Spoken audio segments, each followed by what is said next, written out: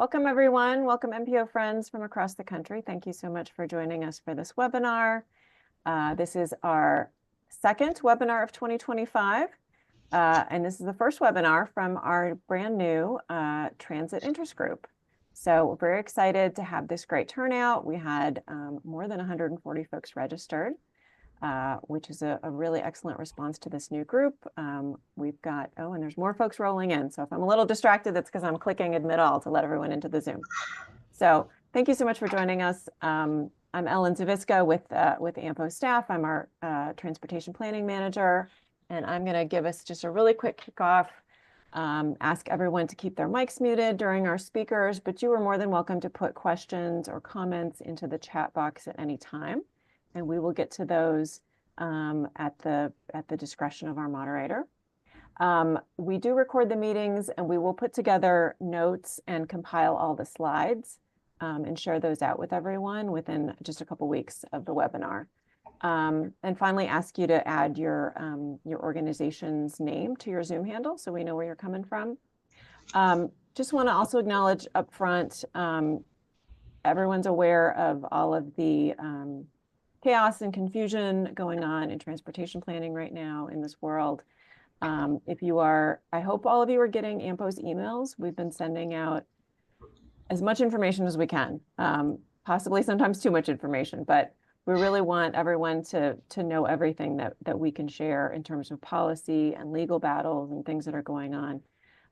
If anyone is not getting those emails and wants to get them, please just drop your email into the chat and I will share those with our comm staff and we'll make sure that you start getting those emails. We do share a little more information sometimes with AMPO members, but we do have lists that go to everyone who's interested. So if you want to get those emails, please let me know in the chat. And with that, I will introduce our moderator.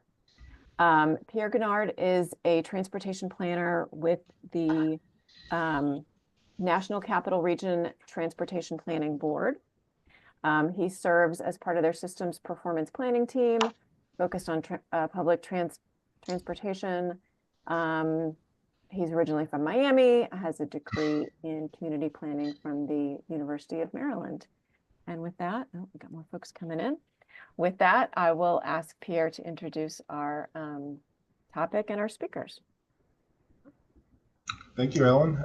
Well, good afternoon, everyone. I believe that's good afternoon to everyone on this call, except unless you're maybe in Alaska or Hawaii. I'm still getting used to these sort of national scope webinars, but it's a pleasure to be with you here today, especially this is our first webinar for the Transit Interest Group. So, little extra special, I guess. But I'm excited to see we have so many participants calling in today, and you're all in for a great webinar. We've been able to put together a panel of speakers representing different size MPOs from across the country and very different geographic areas as well. So hopefully everyone's able to sort of take away something that is going to feel very relatable to their work. The reason that today we're having this webinar focus around sort of the MPO's general role in transit planning is that sometimes, depending on the size of your MPO and depending on what sort of the scope of its work plan is, transit planning may play a very significant role, right, in your MPO's work, or it may be something that you sort of just have to do what's absolutely required to be done, and that's it, just because there's not enough resources or time or money or what have you. One thing I've found very interesting since joining TPB here in the DC area is how much MPOs are involved in transit planning, and also how much they can be right involved. I mean, we'll see it today in the course of our presentations, but MPOs could be operating transit. They could be kind of more just a partner for public transit operators, and at the same time, again, they can just sort of be facilitating public transit's participation in in the metropolitan planning process. So we'll hear a bit more about all that today. And looking forward to introducing our presenters. If Ellen, you can switch to the next slide, please. Thank you. We're going to be hearing from 3 presenters today from MPOs across the country. First is going to be Cole Hineker from Met Council in Minneapolis, or the Minneapolis area, Twin Cities area, I should say. Is that right? Yeah. Cole is the Senior Manager of Multimodal Transportation Planning at the Met Council, where he's worked for over 18 years. Cole leads a team of planners that work on transit, bicycle, pedestrian, freight, and aviation planning, as well as the policy development team for the Long Range Transportation Plan. Prior to becoming a manager, Cole was the lead transit planner for the Met Council Long Range Transportation Planning Department for nearly 10 years. He likes to spend his time outside of work being trained by his dogs, I know that feeling, and attending Minnesota United games. Welcome, Cole. Also joining us is Jennifer Scott from the Evansville MPO. In 2008, Jennifer graduated from the University of Evansville with a Bachelor of Science degree in Political Science. Having developed a deep love and interest in the state of Texas, she moved to San Marcos to pursue a Master of Public, an MPA from Texas State University. From 2009 to 2022, Scott worked for 2 Hays County commissioners focusing on transportation infrastructure, land use, and development, water needs, county budgeting, the impact of the homestead tax exemption, and coordination with the Texas State University. After 15 years in Texas, Jennifer and her family decided to move back to Evansville. She continued to carry a passion for public service, planning, and development of transportation infrastructure. In 2023, after a short time in land use planning, Jennifer joined the Evansville MPO team as a transit/transportation planner. Welcome, Jennifer.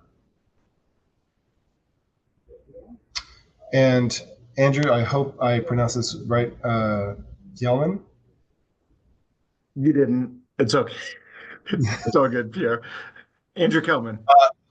Kelman. All right, Andrew Kelman. Thank you. From RTC of Southern Nevada.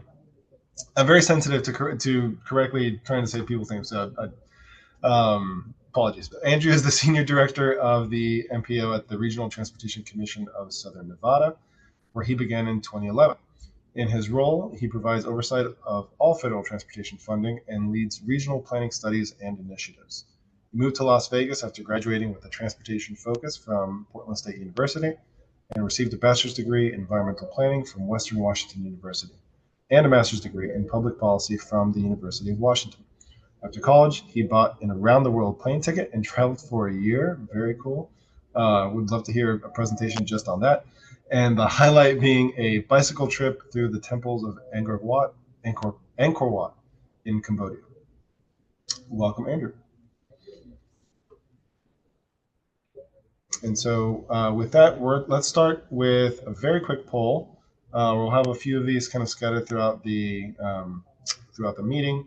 This one's just to kind of level set with who's in the crowd today. So as you all know, there are a lot of different MPOs out there, right? Representing very different geographic areas. So we have small MPOs that are defined as under 200,000 in population, medium ones that are between 200,000 and 1 million people within the area, and then the large MPOs with over 1 million. And then, of course, you could always join this meeting and not work for an MPO. And isn't that awesome? Would love to hear more about what interested you in the meeting, and if you want to drop a note in the chat, that'd be great. So results coming in. Medium-sized MPOs are in the lead. The percentages look significantly larger. The differences in the percentages look larger than the difference in numbers actually are, but very interesting. Ellen, I'm not sure if you know, probably not off the top of your head, which one of these types of MPOs are actually sort of like the majority.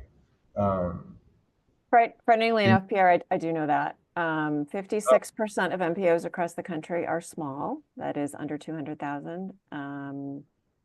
30-some% are in the medium category and about 11% are large.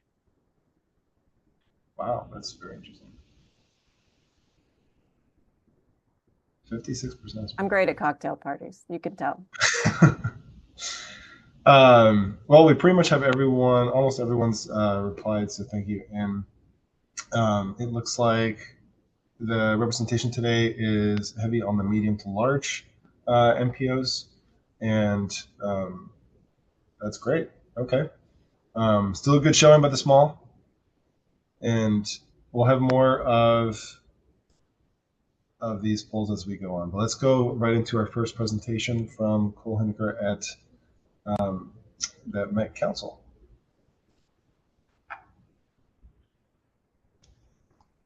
Thanks, Pierre. Cole, Can everyone see the slides? Is it on the right Yep. page and everything? Great. Well, thanks for having me today. I'm from Minneapolis, St. Paul. As Pierre said, we're also the Twin Cities, is one of our fun acronym or names that we use. And I'm going to talk about some of the lessons that we have from the Twin Cities region and how we do transit planning. It's always important for us in the region to set us up with a little bit of context because we are unique. You might have heard some of the uniqueness about the Twin Cities region, that we have a number of operations implementation elements incorporated within our agency. So within the Metropolitan Council as an agency, we actually have the Metro Transit, which is the largest transit provider in the state. They operate about 90% of the fixed route in the Twin Cities metro area. We also have contracted transit services within my department, which does both MPO planning, and we have a separate department, within my division, that does fixed or some contracted services like paratransit. Environmental services is another division of the Met Council that does water supply work, including regional sewer treatment. We both own and operate the regional sewer treatment plants, and we also do planning for those. And then community development, which does a handful of things related to parks, housing, land use, and regional policy. So that's an important piece to understand going into this. We're a large organization that we have a lot of different implementation arms, and that's both good and bad. The transportation policy plan is part of a long range plan, a set of plans that we implement in the region. Our transportation policy plan, that's our name for our long range plan, is 2040, though as of last week, we adopted our 2050 plan. So that was a big step in our process. We also have a housing plan, a regional parks plan, water resources plan, and then an overarching land use and regional development guide. And so all of those work in concert with each other through a number of things, but obviously the transportation plan is the one federally required plan that we produce. The other are required under state law. Another thing unique about our MPO is we do have a board appointed by the governor. We're actually grandfathered in under federal law. We do have an advisory board that includes the required elected officials under federal law. That board advises the Metropolitan Council on all MPO activities, including the adoption of our plan, the allocation of federal funds, the adoption of our TIP. So you can see some of the membership on that, including representation from transit providers. The reason this is important, though, is because the board of the Met Council also oversees the transit provider side of our work. So the Transportation Advisory Board does not oversee transit. The board of the agency does, and so the board does both the MPO role and the transit provider role. A little bit unique, can create some conflicts of interest at times. This history is really kind of unique in the country. We've had a Metropolitan Transportation Commission, which we now call Metro Transit. That existed for about 30 years before it was created and moved into the Metropolitan Council as a function of the Met Council. In the interim decades, we also had some unique things created. We had a regional transit board that overseed more of the long-range vision for transit in the region. That was separate from the Metropolitan Council. It included local governments.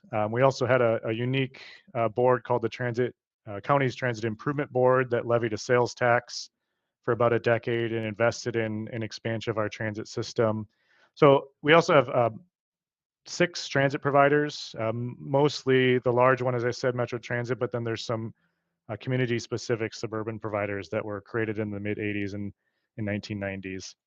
So we have a somewhat of a weird governance structure over time that's actually been studied by the state, and every year there's a conversation about transit governance at the state in terms of how we administer it. Is it the right structure? Should there be changes to it? And that's important just because it influences how we exercise our role in transit and in transit planning, having to navigate both the MPO and the governance of transit operations under the same umbrella organization. The TPP has three primary roles. Most of you are familiar with the investment direction that we provide, identifying regionally significant projects, prioritizing projects for our federal funding distribution of flexible federal funds. But under state law, we also have to provide guidance to local governments on how to evaluate their plans against regional plans and address the regional goals and objectives that we're trying to achieve as a region overall. So that comprehensive planning role is a state law. It has both required plan elements, things that every community has to acknowledge in their plan and produce, and then optional best practices. And I'm going to get into some of these today. Also informing practice, we are just a good transportation partner. A lot of people view us as the ultimate convener on regional issues to help build best practices and technical expertise. So some of the specific examples of those roles, we do in comprehensive planning have a tool called transit market areas. This is a tool that we created that was meant to replicate what we understand as fixed route transit demand based on underlying factors that we create using a transit market index. So that market index evaluates things like population density, job density, walkability, and zero vehicle households. The purpose of that is to tell communities where they can expect different transit service types in their community based on their market area. So as you can imagine, market areas 1 and 2, which are the center of the region where those factors, the transit market area index is the highest, those are areas where we expect to see the highest frequency of fixed route transit services, even as much as building rail type transit services. And when you get into market areas 3, 4, and 5, it's a little bit more corridor based, express bus based, park and ride based type transit services and dial-a-ride. So we ask every local government to reflect their transit market area in their comprehensive plan. And when they do that, they're supposed to talk about how it relates to their land use vision and land use growth opportunities.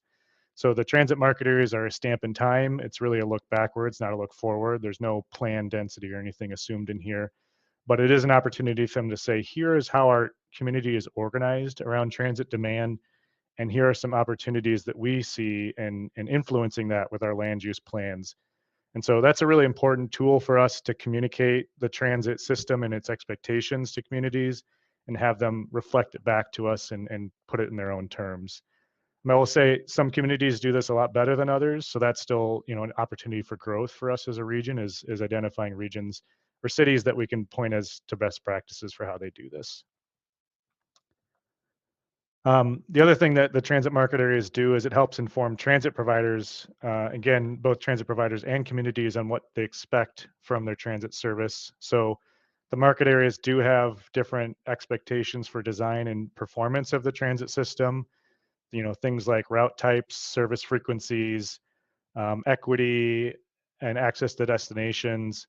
We also use the market areas to establish some regional guidance for route level performance. And we at the Met Council produce a route performance analysis for the entire system for all providers every year. It documents things like subsidy per passenger, passengers per in-service hour for all service types. You can see the different route types on the chart on the left and the number of routes that are both meeting the expected guideline and those that are below. Now, this was from 2022, I believe. So this is when a lot of services were still in the heart of like the post-COVID downturn and productivity in transit. So we had a lot that were below our guideline. It's since come up quite a bit. And so we provide this more as a tool for everyone to understand. We don't necessarily, implement any kind of requirements to bring these up to standard. That's up to each individual transit provider. So this is kind of an informing practice role. From the investment direction role, we do a lot of studies in the region to help us inform how we can better invest in the system.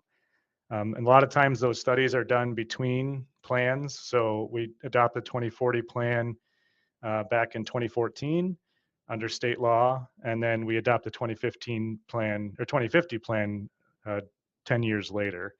And there are some interim updates under federal law, but those are largely minor updates, not these kind of large scale updates of the transportation plan. So those studies can help inform policies, investment opportunities, performance, and even some of the modeling things that we do with the system plan. So one good example, and this one's kind of old, but it's the largest example that we've had, is we did a transit master study in 2008. We met with all of the counties in our region to talk about which corridors they thought had the most potential for high capacity transit service. And this is that map of those corridors that we had back in 2008. You can see there's a lot of them, including an entire Beltline corridor that was around the entire metropolitan area. We took that analysis and we did a high level evaluation of the cost and the potential ridership of each of those corridors, assuming some pretty broad scale assumptions about what the investment type might be, whether it's light rail or bus rapid transit. This shows you the output of that work. It showed different assumptions for those corridors. They were all numbered, but these are all associated with one of those corridors on the map, and begin to show you where the highest performing corridors were on a both annualized cost. So you want to be as far left as possible from the cost perspective, and you want to be as far to the top from the ridership potential. Some of the ones that are circled in green were corridors that were actively in development. So you can see we did kind of already prioritize some of the best candidates in the region. And the ones in yellow, or the ones circled in red, were some of the ones that we advanced into our system for more evaluation. So this is really setting the potential corridor list. Ultimately, the map on the left was what came out of the study. The map on the right is what came into this transportation system plan. Those what we called candy stripe corridors were corridors that then led to a county-led study or a city-led study that evaluated the alternatives in that corridor to try to identify the specific investment opportunity that they want to pursue. So those are really corridors to be studied, and wasn't necessarily our responsibility to study them. One of the other things that came out of this was identifying corridors that did not have right-of-way capacity to support a rail-based transit service, but might be able to support BRT that is in more mixed traffic operations. So kind of your more urban corridor streets. And that was really important because one of the next phases was to identify, sorry, I'm going to go back to this. On the blue on this map are those arterial, what we call arterial bus rapid transit corridors. Those are the type of services that I think almost any MPO can be building. They're more lower cost, high benefit type of corridor investments in transit. So the next phase of that was to identify how to get these prioritized through our regional federal funding allocation process. One of the things that we do is we facilitate those discussions with our board. How do we prioritize different types of investments through our process, which is an application-based process largely. And this is just an example of a chart that we brought to them to demonstrate that we had, there was all this conversation about why are we investing in these core service improvements? These only benefit a small portion of the region. So part of our message was that we spent 2 decades building out a largely suburban park and ride network. And a lot of our board members weren't here for that. So bringing them up to speed on the history of how we invested historically and why this is not unheard of to go back into the core after those decades of largely ignoring the core in its transit service. So kind of making that case that this was a needed investment. It also, one of the cases that we made to them was that a lot of our larger projects like light rail and bus rapid transit that are dedicated in right-of-way are seeking federal competitive funds, and that these lower cost projects didn't really have that same opportunity. And so the regional solicitation process that we administer is a core product for them to be able to seek funding. This is just another example of kind of how we bring it forward to that board. We'd bring them with policy questions, but we'd often have pros and cons and a staff recommendation that said, here's where we think we should go based on the pros and cons list.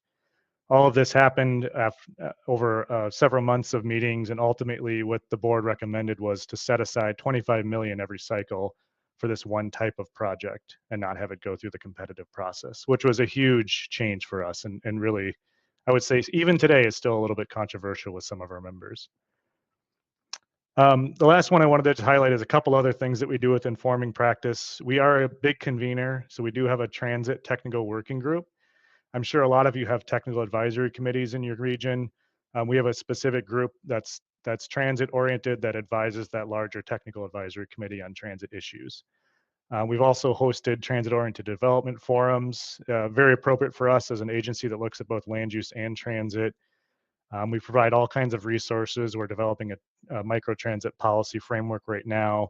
We have things like fleet replacement policies to tie out to our asset management plans.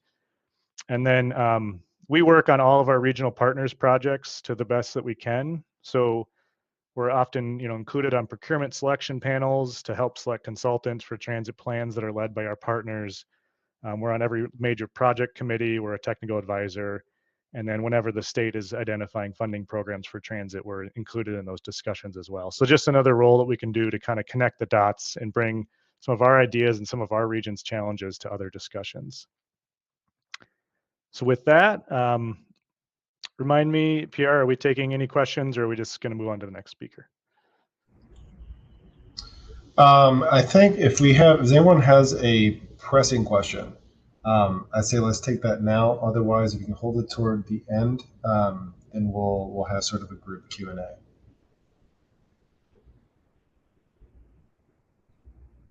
Well, thank you, everyone, and looking forward to the group Q&A.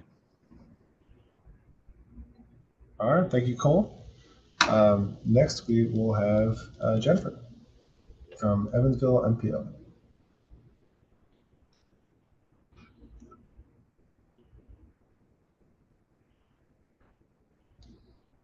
Here, for some reason, it's not letting me share.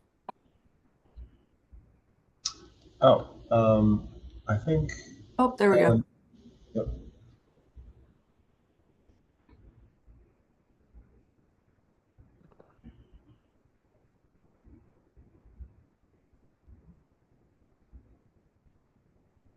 Great. See it. Y'all can see my screen? Yep. Okay. So the Evansville MPO, we work with our transit partners in regards to planning and coordination. And in regards to that, we have found a couple of keys that have been really crucial to our ability to assist our transit partners within the Evansville metropolitan planning area.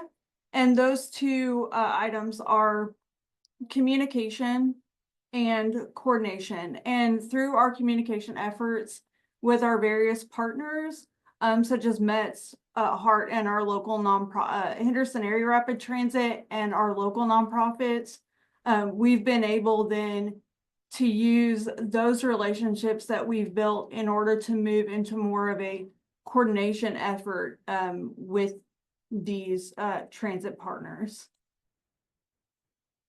As mentioned, our main component to our success within our transit planning is our dependence upon communication with the Metropolitan Evansville Transit System and the Henderson Area Rapid Transit, along with local nonprofits. We also rely heavily on our Metropolitan Planning Organization Policy Committee and our Technical Committee, as well as communication with our RTAC, the various cities and counties in our area, and then several local agencies that help us to get the word out in terms of public participation. So one of our major components to our communication is the Regional Transit Advisory Committee, which held its first meeting on October 15th of 2018. These meetings occur quarterly, and there are periodic discussions through email. We have 40+ members representing 30+ organizations, and we do have state and national representation, which includes Indiana Mobility Management, also known as Health by Design, the National Center for Mobility Management, and the Community Transportation Association of America. We also have our partners and initiatives that include local representation. Again, as mentioned, the MPO Policy Committee, the MPO Technical Committee, the Promise Zone and Echo Housing, the United Neighborhoods of Evansville, and City of Evansville agencies, including the Fair Housing Initiative, the Climate Collaborative, the Disability Advisory Board, and the Bloomberg Harvard Leadership Initiative. We also have some local agencies that are working actively on transit and active living, which include Talent EVV, Live Well, it's a Live Well and Healthcare Transportation Initiative, the Vanderburgh County Health Department Community Action Team, the Health Communities Partnership, which looks at healthy eating, food insecurities, and active living, the Evansville Trails Coalition, Warwick Trails, Posey County Trails Coalition, and it also includes our Mets Micro Outreach. Our state partners include Health by Design for transit and Health by Design for active living and complete streets, along with Indiana AARP. And our national partners again include the National Center for Mobility Management and the Shared Use Mobility Center, Community Transportation Association of America, the Association of Metropolitan Planning Organizations, and the Toyota Mobility Foundation. And we have used these partners and initiatives over time to help to resolve the issues that we were seeing where we were either duplicating functions or we were getting caught in kind of verbal silos. So all these groups were working on very similar projects, but not communicating with each other. Therefore, we have learned that collaboration has been way more effective to get major projects complete, and it has also allowed us to the NPO to be more involved in the coordination efforts with all of these local partners and with our local public transit providers. As mentioned, those having with that communication leading to coordination, we've been able to now work with METS, the Metropolitan Evansville Transit System, and Henderson Area Rapid Transit, also known as HART, to coordinate with them in development of their 5307 and Section 5339 grants. We assist them with any public hearings. We also are a designated recipient for Section 5310 grant funds, so we coordinate with our nonprofits for their vehicle needs and complete those grants annually. We also do the call for projects for Section 5310, and we coordinate with METS and HART in regard to the development of their public transit agency safety plan, their transit asset management plan, the development and implementation of the METS micro program, as well as the development of the coordinated plan. As mentioned, in our efforts to assist METS and HART with their Section 5307 and 5339 grants, we coordinate with these agencies by gathering their budgets on an annual basis. We develop their program of projects for submittal to FTA. We create TIP amendments and modifications related to those grant applications. We assist in the holding of any public hearing if necessary. We develop the grants for METS and we develop the grants for HART, and we get the execution of these grants by METS and HART. And we also perform the post-award activities for METS, which include the NPR and the FFR.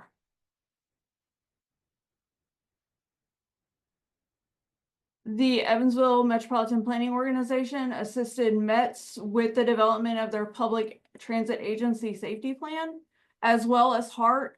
However, Henderson has since moved from our urbanized, Henderson, Kentucky has moved from our urbanized area into our planning area. So they are now recipients of Section 5311 funds and do not require a public transit agency safety plan.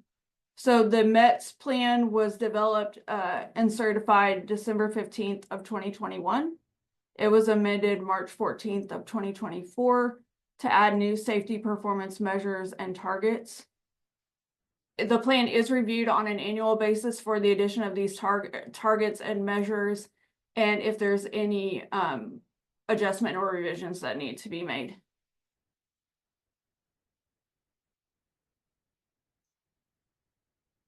The MPO assisted METS and HART with the development of their transit asset management plan.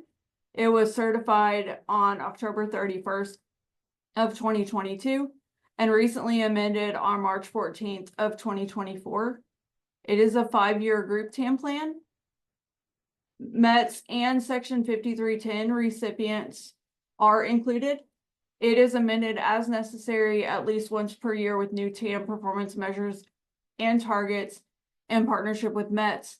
And just as with the Public Transit Agency Safety Plan, Henderson has now shifted over to the group TAM plan for the state of Kentucky.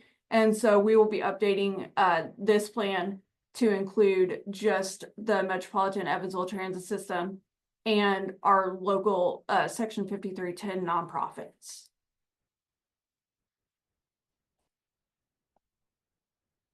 I think the probably one of the major accomplishments of these coordination and communication efforts was the development and implementation of the METS Micro program here in the city of Evansville. It is an on-demand public rideshare service. It was a 3+ year coordination initiative involving 5+ organizations. It launched on November 27th of 2023 and expanded June 10th of 2024. Citywide expansion is expected on March 17th, 2025, and the program has now served 50,000+ riders within the zone as designated in the figure that you see on the screen. So it will move to a citywide service in mid-March. It's expected to move to a citywide service in mid-March. And that project involved all of this coordination and communication efforts with our local partners and with our major public transit provider in the city of Evansville, which is METS. As mentioned before, we are the designated recipient for the Section 5310 disbursement, and so we develop the grant application each year for local nonprofits in our area.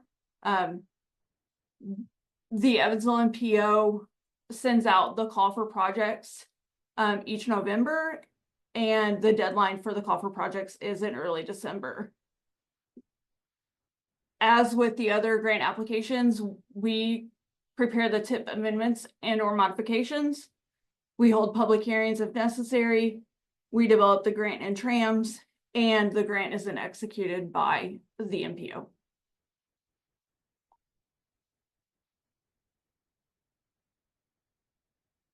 The Section 5310 call for projects, as mentioned, is announced annually each November.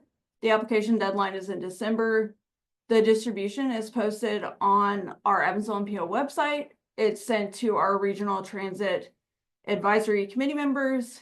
And we do mention the call as informational to our policy and technical committees. And then just prior to the call for projects, we'll do an in-depth discussion of the call for projects on our quarterly RTAC meeting that includes our nonprofits and our public transit agencies.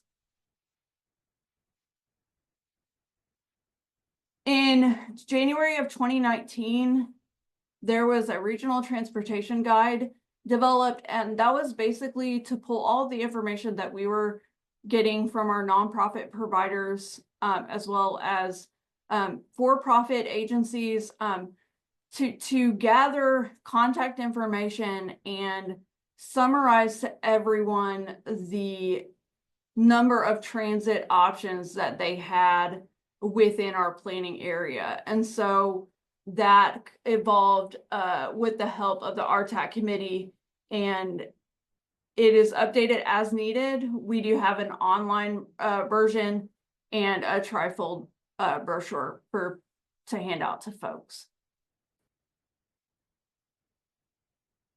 The Evansville MPO developed the Coordinated Public Transit Human Services Transportation Plan for our planning area, and it was adopted in March of 2023.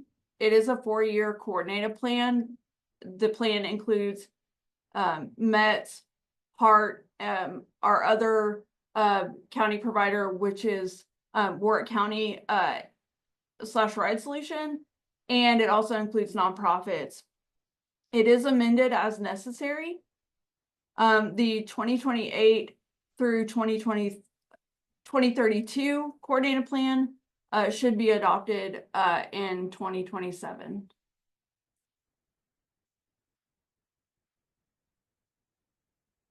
And that's all I have, if anybody has any questions.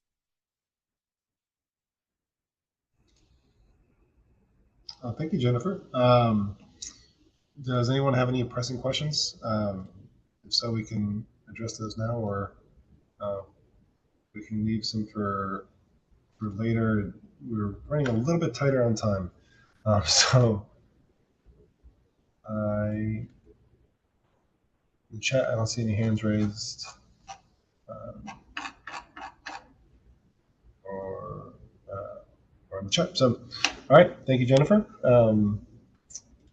Last, we'll be hearing from Andrew at the RTC of Southern Nevada, and as the slides come up, we'll launch another one of our polls here.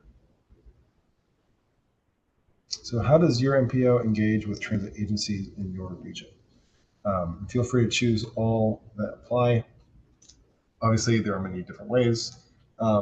As we're hearing here, MPOs can engage with public transportation providers, but there are some that perhaps stand out more in your organization's everyday work.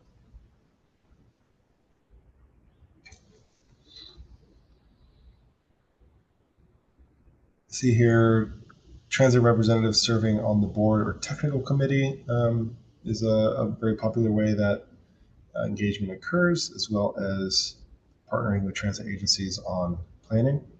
That definitely makes a lot of sense. If anything, also complying with a lot of the requirements that we have in the federal regs.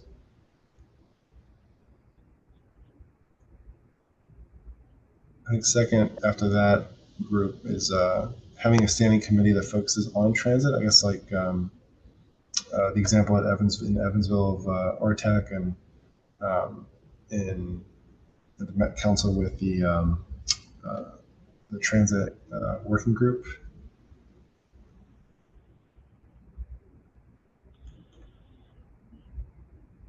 All right. All right, looks good. Thanks everyone for participating. And now we'll hear from RTC of Southern Nevada. All right, Pierre, can you see my screen? Sure can. All right, thanks everyone. Well, thank you for having me. My name's Andrew Kelman. I'm the director of the MPO here in Las Vegas, Nevada. I'm just going to start off on an overview of our agency because we are pretty unique for MPOs around the country. Locally, first and foremost, we are known as the public transit provider. So people around town call it the RTC bus, so that's us. We own the buses, and then we pay a private contractor to operate our fixed route service and our paratransit service. We are also the MPO. And then another key function of our agency is that we collect a local option gas tax, which is indexed to inflation. And then we are also the region's traffic manager. So we do ITS operations, traffic signal timing throughout the whole valley. And then a unique fact is that we also operate a bike share system in downtown Las Vegas. And that is actually the MPO who operates and manages that bike share system. We do use a different funding source though. And then in terms of how we, perform transit planning, I think we do have a little bit of an advantage because we are the transit agency. So, our coworkers are transit planners. I think the one distinction would be, though, that when we say transit planning here at the RTC of Southern Nevada, what really that means is that's the current transit planner. So they do the route scheduling, they do the route realignments, they're working with our contractor team, they're working on paratransit services. And where the MPO comes in is we really do the long range transit planning. And a lot of that work over the last decade has been captured in what we call the onboard mobility plan. And it really is this visionary plan for how we want to move about Southern Nevada in the future. And the plan started in 2017, and it was really centered around our region's fast growth coming out of the Great Recession. And so here were some of our numbers when we were mid-planning period. And then when we looked out into the future, we saw that we were going to have over 50,000 visitors coming to Southern Nevada annually, and then almost 3 million people living here in 2040. But beyond that, because I think a lot of other regions can tell the growth story, but what was happening in Southern Nevada is that we just had a lot of major projects happening in our resort corridor. And so the funny thing about this slide is that all of these projects, even though they're renderings, they've actually happened. And so as we look forward into the future, there are more renderings that we could add to this in the future. We have NBA arenas, baseball arenas, we have Formula One, we have new resort properties, there's high-speed rail to Southern California coming. And so this is kind of encapsulates that growth pressure that we had been under, and where this onboard mobility plan that's developed by the MPO, it was really supposed to help us understand how we wanted to move about Southern Nevada in the future. And so what is onboard? Onboard kind of is this multifaceted transit plan. So we initially called it a transit plan, but then we changed our vernacular to mobility plan to just try to kind of get at how comprehensive it was. And I think this slide is really good too, because it really stresses how important it is to do good public outreach. Because when we started, a lot like Met Council, a lot of the work was focused on that upper right bubble about high capacity transit. So we were looking at light rail, bus rapid transit, and rapid bus. Southern Nevada is the biggest region in the country to not have public rail. And so we hear it all the time, why don't we have light rail? Why don't we have commuter rail? And so onboard was initially really focused on looking at high capacity transit. But when we did outreach, specifically when we did outreach to our current transit customers, they were not really interested in light rail. They were really interested in that upper left-hand bubble of traditional transit improvements. They wanted more bus frequency. They want the bus to go to more areas of the valley, likely where the jobs are located in the outer regions of the region. And then when we talk to other people, when we do pop-up community events, a lot of people said, well, the bus is right out in front of my house or apartment, but it's just too unsafe to cross the street. There's no place to cross the street. And so that's really where we started looking at bike, pedestrian, and short distance connections. So first, last mile, complete streets improvements. And then lastly, another thing we heard, so Southern Nevada is really big into the Boring Company right now. Boring Company is in the news a lot here locally.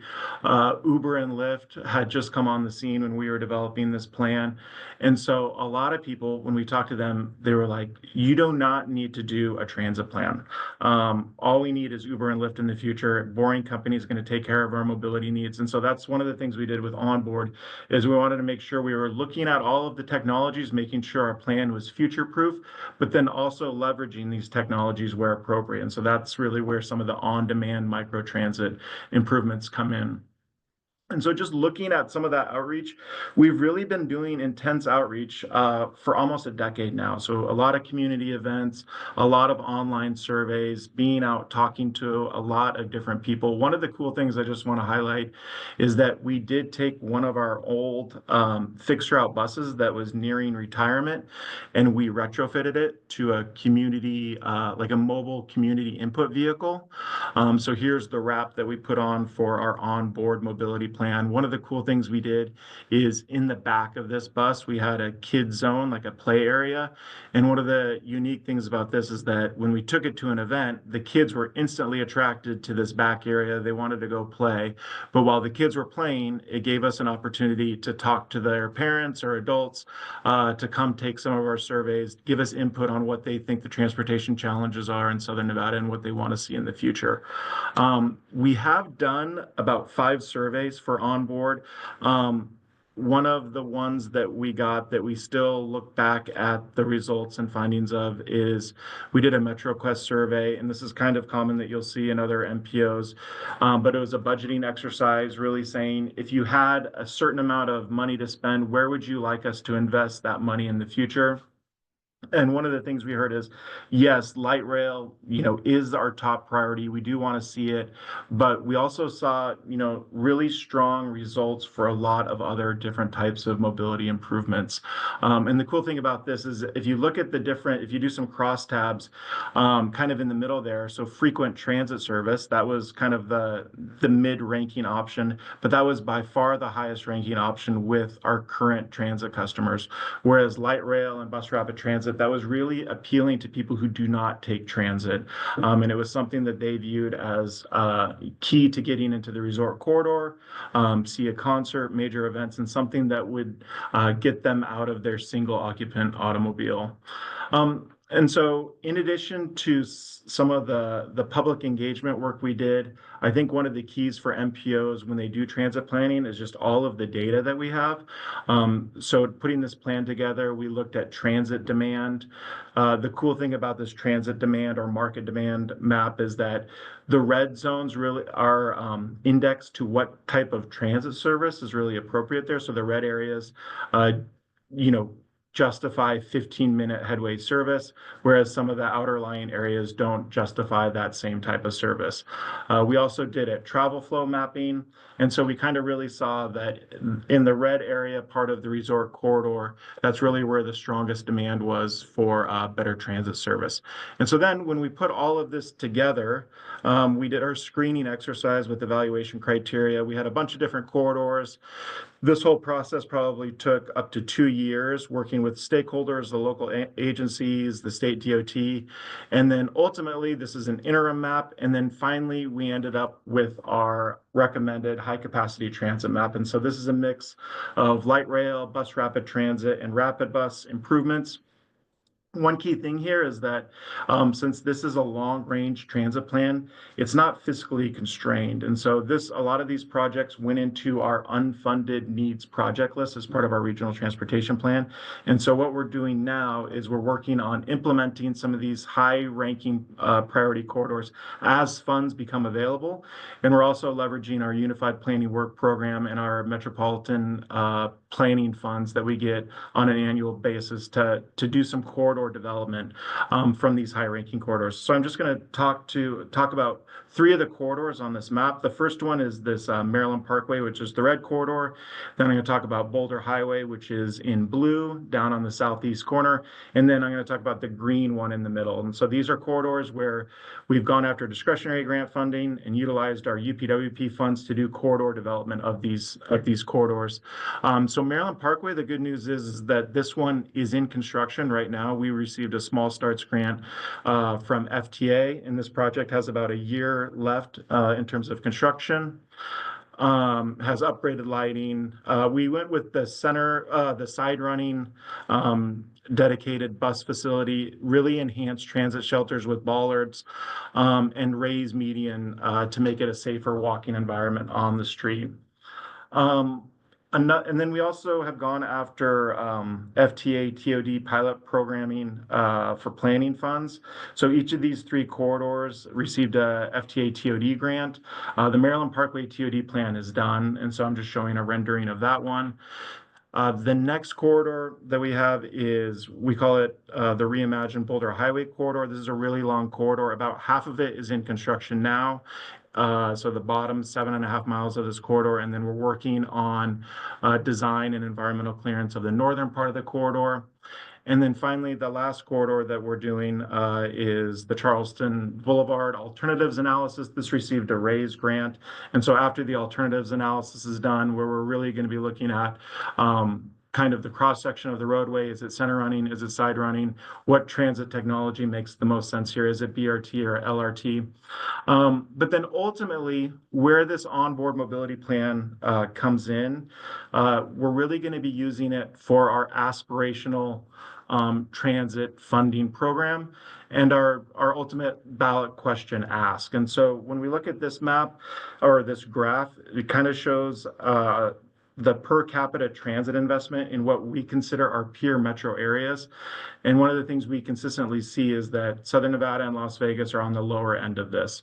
And so what this does is we are definitely suffering from the transit fiscal cliff, just in terms of maintaining the transit system we already have, but then also how do we want to grow our system in the future and support economic development and mobility options. And so a lot of that work in the onboard mobility plan is going to be used to inform that ultimate ballot question. And so with that, that's done. I kind of sped through there just to keep us on time, and I'm happy to answer any questions you may have.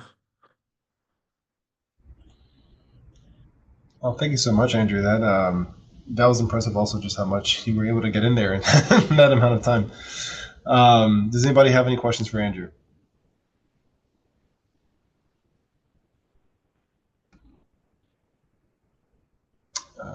Don't see any hands up in the participant list. No questions in the chat. All right. Well, thank you. Thank you to all our speakers.